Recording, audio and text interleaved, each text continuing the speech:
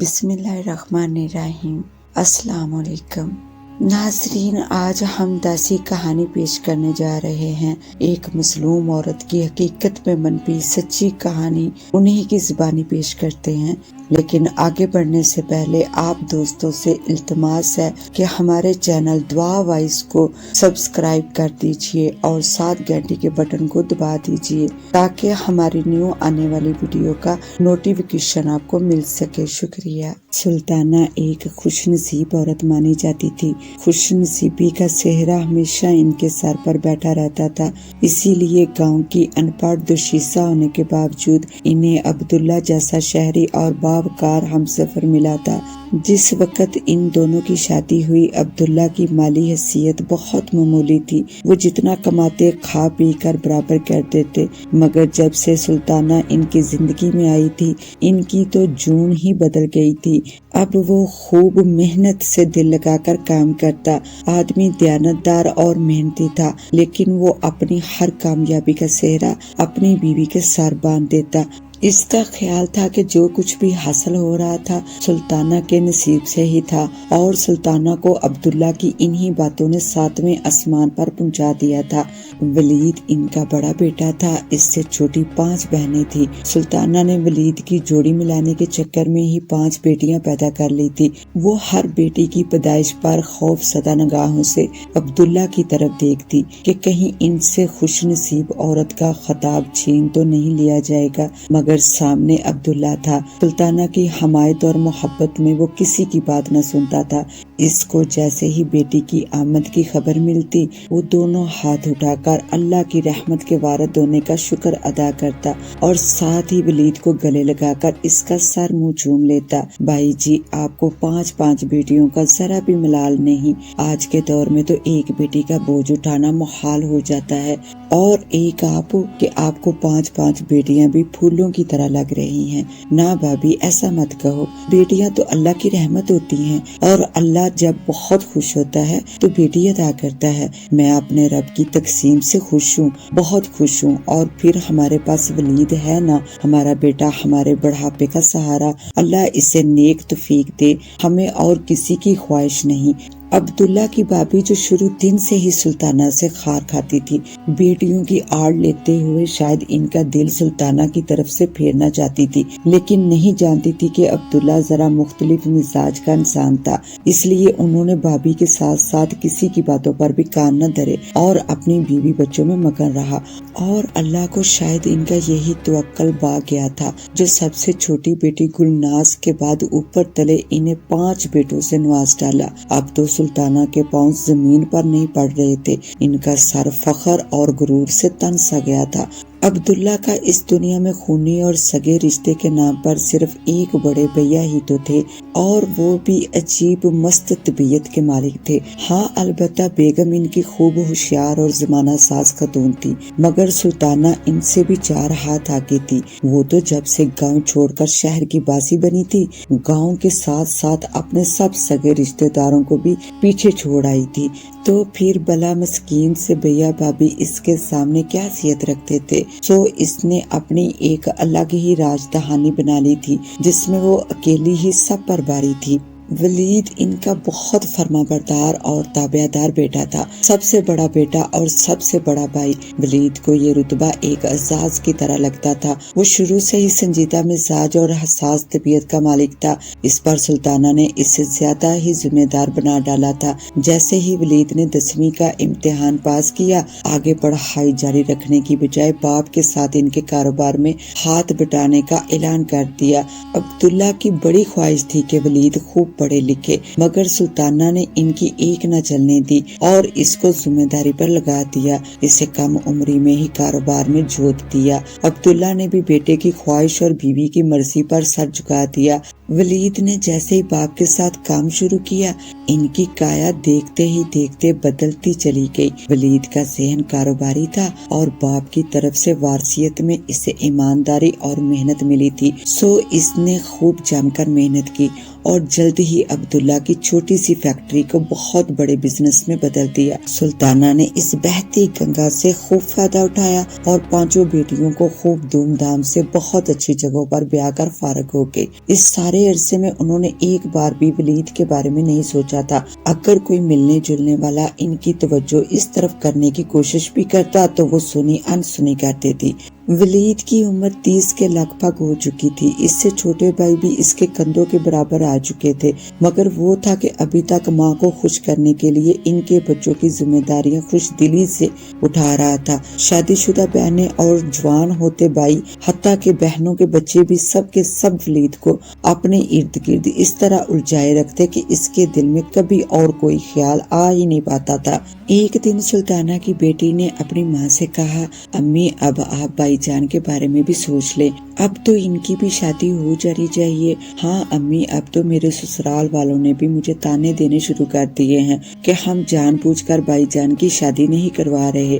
آپ کو پتا ہے میری دیورانی کے بھائی کی پچھلے دنوں منگنی ہوئی ہے، وہ اپنے وحید کا کلاس فیلو ہے، اور اس کی منگنی کے بعد تو سب کا دھیان جیسے بھائی جان کی طرف ہی ہو گیا ہے۔ میری ساس کل کہہ رہی تھی، ولید جیسی سونے کے انڈے دینے والی مرغی کو سلطانہ بلا کیسے ہاتھ سے نکلنے دے گی؟ وہ ولید کی شادی تب تک نہیں ہونے دیں گی جب تک اپنے سارے بچے بیاہ نہیں لیں گی۔ امی کیا آپ واقعی ایسا سوچ رہی ہیں؟ چھٹی کا دن وہ ساری بہنیں میکے گزارتی تھی، سو سب موجود تھی کہ باتوں ہی باتوں میں ولید کی شادی کی بات بھی چھڑ گئی۔ سلطانہ نے حسب عادت اس موضوع کو بدلنے کی کوشش کی، مگر ان کی بیٹیوں نے ایسا ہونے نہ دیا۔ وہ بھی کیا کرتی، انہیں بھی تو اپنے اپنے سسرال والوں کو منہ دکھانا تھا۔ سلطانہ گہری سوچ میں ڈوب گئی۔ یہ حقیقت تھی کہ وہ ولید کو کسی اور کے ساتھ شیئر کرنے سے گھبراتی تھی۔ انہیں لگتا تھا کہ جیسے وہ اس کی شادی کریں گی، ولید ان کا بیٹا نہیں رہے گا بلکہ کسی اور کا جیون ساتھی بن جائے گا، ان سے اور ان کے باقی بچوں کی ذمہ داریوں سے منہ موڑ لے گا۔ اسی لیے وہ چاہتی تھی کہ یہ دن آنے سے پہلے اسے جتنا نچوڑ سکتی ہے نچوڑ لے، اور اسی لیے وہ جان بوجھ کر اس کی طرف سے غافل ہوئی پھرتی تھی۔ مگر اب بات سر سے اوپر ہوتی جا رہی تھی۔ اب ان کی بیٹیوں کو تانے ملنے لگے تھے، اور وہ یہ بات کبھی بھی برداشت نہیں کر سکتی تھی کہ ان کی یا ان کی بیٹیوں کی کوئی بھی کمزوری کسی کے بھی ہاتھ لگے۔ سلطانہ نے بہت سوچ بچار کے بعد آخر کار ولید کی شادی کا فیصلہ کر ہی لیا تھا، کیونکہ اب تو وحید بھی ان کے سامنے آن کھڑا ہوا تھا۔ وہ بھی کم فائنل ایئر میں تھا، اور اسے اپنی کلاس فیلو فاریہ سے دعاں دار قسم کا عشق ہو گیا تھا، اور اب اس کی خواہش تھی کہ سلطانہ اور عبداللہ اس کا رشتہ لے کر فاریہ کے گھر جائیں۔ سلطانہ اس صورتحال سے گھبرا گئی۔ انہوں نے وحید کو تو کسی نہ کسی طرح ٹال دیا، مگر اب وہ بڑی شدت کے ساتھ ولید کی دلہن تلاش کرنے لگی۔ مگر اس کا کیا علاج تھا کہ انہیں کوئی لڑکی بھی اپنے معیار پر پوری اترتی دکھائی نہ دے رہی تھی۔ بس دلہن تلاش کرنے کی کوشش میں ان کی بیٹیاں ان کے ساتھ برابر کی شریک تھی، اور پھر بہت مشکل کے بعد آخر کار مہر نگار کی صورت گوہر مقصود ان کے ہاتھ لگ ہی گیا۔ Mehr Nigar BA final year میں تھی اور فواد FSC کر رہا تھا۔ تبسم کا اپنا چھوٹا سا بزنس تھا اور وہ بہت خوشحال زندگی گزار رہے تھے۔ تبسم کی والدہ بھی ان کے ساتھ ہی رہتی تھی۔ اماں کا رجحان مذہب کی طرف بہت زیادہ تھا۔ یہی وجہ تھی کہ ان کے رہن سہن میں سادگی اور مذہبی رجحان کی جھلک نمایاں تھی۔ نائلہ ہر کام میں ساس کو آگے رکھنے کی آتی تھی، تو وہ بھی ان کا مان بڑھانا جانتی تھی۔ ان کے گھر میں روایتی ساس بہو کی کچ کچ کا دور دور تک کوئی نشان نہیں ملتا تھا، اور سلطانہ کو ان کے گھر کی یہی ادا پسند آ گئی تھی۔ پھر جب مہرو ان کے سامنے آئی تو اس کی موہنی صورت اور اعلیٰ سیرت نے انہیں اس طرح جکڑا کہ انہوں نے تبسم کے گھر کی دہلیز ہی پکڑ لی۔ تبسم کے بڑے بھائی کے ساتھ عبداللہ کا پرانا ملنا جلنا تھا، سو تبسم نے زیادہ چھان بین کی ضرورت ہی محسوس نہیں کی۔ ادھر سلطانہ نے واقعی ہتھیلی پر سرسوں جمائی اور 2 مہینے کے اندر اندر مہرو کو بہو بنا کر اپنے محل میں لے آئی۔ ولید کے لیے یہ سب کچھ بہت عجیب سا تھا۔ کہاں تو اس کی شادی کا کبھی کوئی ذکر ہی نہیں ہو رہا تھا، کہاں جٹ منگنی پٹ بیاہ ہو گیا تھا۔ وہ ذہنی طور پر الجھ کر رہ گیا۔ اس پر ماں اور بہنوں کی روز پڑھائی جانے والی نئی نئی پٹیاں، وہ دل ہی دل میں بڑا خوف زدہ ہو رہا تھا کہ جانے اب کیا ہوگا، اور یہ اسی کنفیوزنگ کا نتیجہ تھا کہ وہ اپنی زندگی کے سب سے اہم دن اور اہم ترین خوشی کو بھی ٹھیک طریقے انجوائے نہیں کر پا رہا تھا۔ ولید ایک دن اپنی بیوی سے کہنے لگا، محروم میری امی ابو میرے لیے قبلہ کعبہ ہیں، میں ان کی شان میں گستاخی برداشت نہیں کر سکتا، اور میرے بھائی بہنیں میرے لیے اولاد کا درجہ رکھتے ہیں، تم بھی انہیں اپنی اولاد ہی سمجھنا، میں نہیں چاہتا کہ میرے اور ان کے درمیان کوئی دوری بڑھے، اس لیے تم کبھی بھول کر بھی مجھے ان کے خلاف کرنے کی کوشش مت کرنا، کیونکہ میں دنیا میں سب سے زیادہ بھروسہ اور محبت اپنے گھر والوں سے ہی کرتا ہوں۔ خوبصورت اور روسی لباس میں سجی سنوری مہرو کے کانوں میں وہ ایک کے بعد ایک اپنی چاہتے خواہشیں انڈیلتا جا رہا تھا۔ مہرو جھکے سار اور ڈوبتے دل کے ساتھ اس کی باتیں سن رہی تھی۔ ولید نے تو شاید ایک نگاہ اٹھا کر بھی اس کے دہکتے روپ کو نہیں دیکھا تھا، اور نہ ہی کوئی تعریف کی، نہ ہی کسی قسم کا خوشکن جملہ اس کی سماعتوں کی نظر کیا تھا۔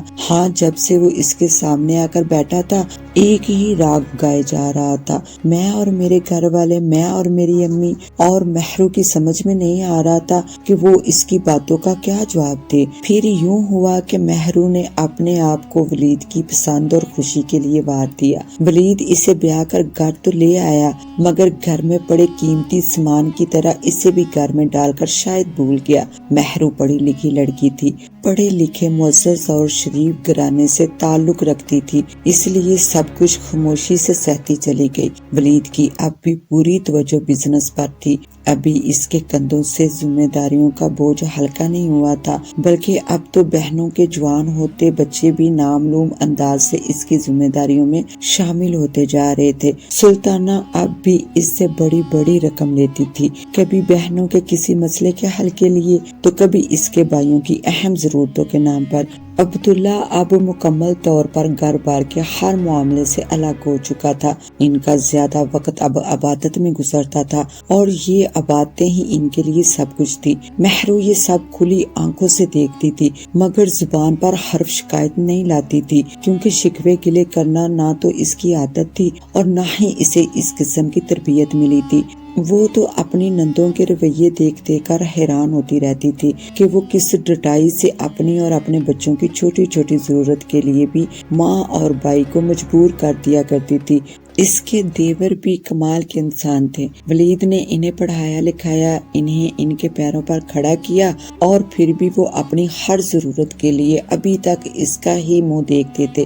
ولید نے اپنا کہا سچ کر دکھایا تھا۔ ولید کے لیے اس کے بھائی بہنیں ہی اولاد کا درجہ رکھتے تھے، اس لیے اس نے مہرو کو ماں بننے کا حق بھی نہیں دیا تھا، مگر آنے والی روح کو کوئی روک تو نہیں سکتا نا۔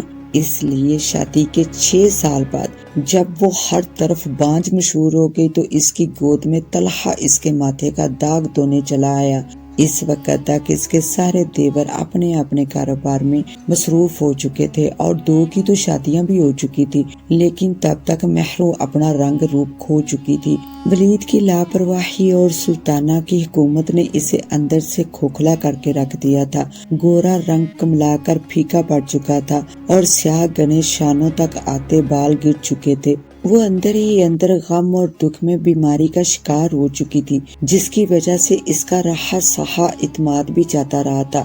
ایک دفعہ جب مہرو اپنے گھر گئی تو اپنی دادی سے بولنے لگی، دادی اب مجھ سے برداشت نہیں ہوتا، میں تھک گئی ہوں دادی، اور کتنا سہوں اور کیا کیا سہوں۔ مہرو دادی کی گود میں سر رکھے نیر بہا رہی تھی۔ دادی اس کے سر پر ہاتھ پھیرتے ہوئے خود بھی رو رہی تھی، مگر ان کے پاس مہرو کی کسی بات کا کوئی جواب نہ تھا۔ اس بار جو ٹھیس اس کے نازک دل کو لگی تھی وہ شاید اس کی برداشت سے بڑی تھی، اسی لیے اس کے آنسو رکنے کا نام ہی نہیں لے رہے تھے۔ اگر سلطانہ اور ان کی اولاد کی نظر سے دیکھا جاتا تو بات بہت معمولی سی تھی، مگر مہرو کے سیدھی دل پر لگی تھی۔ ایک دن سبھی اکٹھے بیٹھے ہوئے تھے کہ مہرو کے دیور نے مہرو سے کہا، بھابھی آپ نے اور آپ کے گھر والوں نے تو ہمارے ساتھ بڑا دھوکا کیا، اگر ہمیں پہلے پتہ چل جاتا کہ آپ خیر سے اتنی جلدی گنجی ہو جاؤ گی تو با خدا ہم آپ کی بری میں 1.5 ساری بکے ہی لے آتے۔ ایسے ہی امی اور باجیوں نے آپ کی بری پر اتنا پیسہ برباد کیا۔ وحید کے اس گھٹیا مذاق کا اس کے پاس کوئی جواب نہیں تھا۔ وہ حیرت اور صدمے سے پریشان ہو کر رہ گئی، جبکہ سلطانہ بیٹے کے اس گھٹیا مذاق پر خوب کھلکھلا کر ہنسی تھی۔ صرف ولید اور عبداللہ تھے جو حیرت سے آنکھیں پھاڑے انہیں دیکھ رہے تھے۔ مہرو کو امید تھی کہ ولید اب تو اس کا ساتھ دے گا، کوئی ایک لفظ تو اس کی حمایت میں بولے گا، بھائی کو ڈانٹ کر نہیں تو نرمی سے ہی منع کرے گا۔ مگر ولید کی خاموشی نے اس کی ساری امیدیں توڑ دی۔ وہ ڈوبتے دل اور چکراتے سر کے ساتھ وہاں سے اٹھی اور روتی ہوئی اپنے کمرے میں چلی گئی۔ سلطانہ اس کے اس طرح محفل چھوڑ کر جانے پر سخت غصہ ہوئی اور اس کے خلاف ایک محاذ سا کھل گیا۔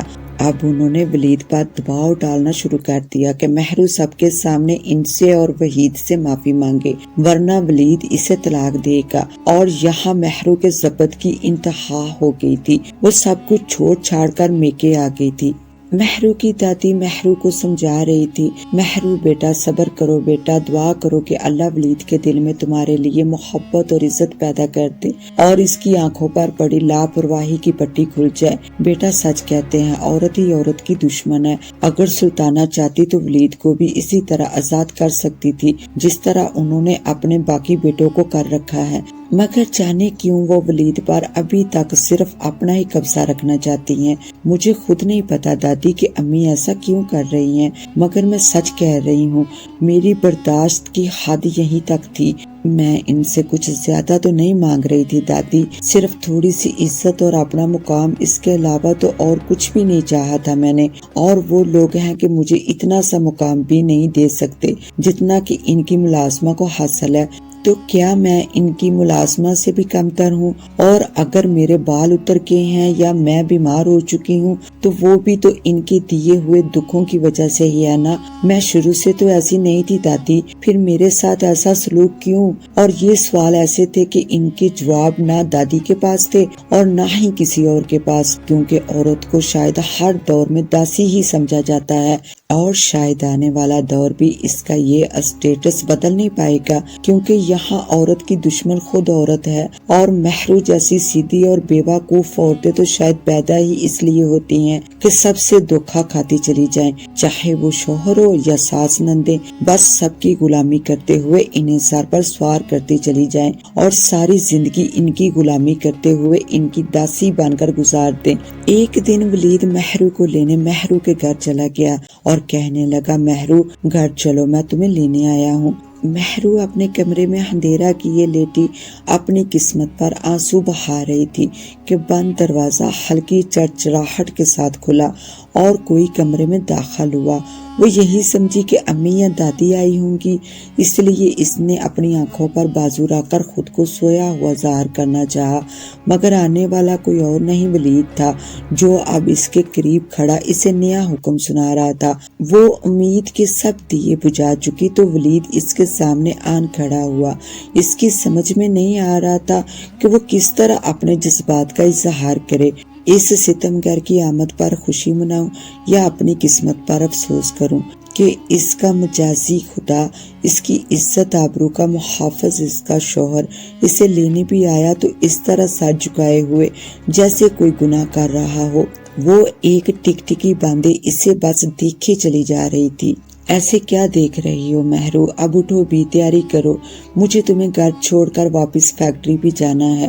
اس نے مہرو کا ہاتھ پکڑ کر اسے زبردستی اٹھاتے ہوئے کہا تو وہ پوری جان سے ہل کر رہ گئی۔ آپ مجھے وہاں اکیلا چھوڑ کر واپس چلے جائیں گے اور کسی سے بھی کچھ نہیں کہیں گے؟ وحید سے کوئی سوال نہیں کریں گے کہ اس نے میرے ساتھ ایسی بدتمیزی کیوں کی؟ بس کر دو مہرو، بھول جاؤ سب کچھ۔ وحید چھوٹا ہے، تم بڑی ہو، اور انسان بڑا اپنی عمر سے نہیں عمل سے ہوتا ہے۔ مجھے پتا ہے کہ تم نے آج تک اپنے ہر عمل سے ثابت کیا ہے کہ تم سب سے بڑی ہو۔ عمر میں نہ صحیح، برداشت اور حوصلے میں تمہارا کوئی مقابل نہیں، سچ کہوں تو میں بھی نہیں۔ اس لیے تو ہمیشہ مشکل وقت میں سب نے تمہارا امتحان لیا، حتیٰ کہ میں نے بھی۔ وحید کی طرف سے میں تم سے معافی مانگتا ہوں، میں کوشش کروں گا کہ آئندہ تمہاری حق تلفی نہ ہو، لیکن تم جانتی ہو نا کہ امی، ولید نے اس کے قریب بیٹھتے ہوئے نرمی اور شرمندگی بھرے انداز سے کہا تو مہرو کا سانس رکنے لگا۔ وہ حیرت سے منہ کھولے آنکھیں پھاڑے بس اسے دیکھے جا رہی تھی۔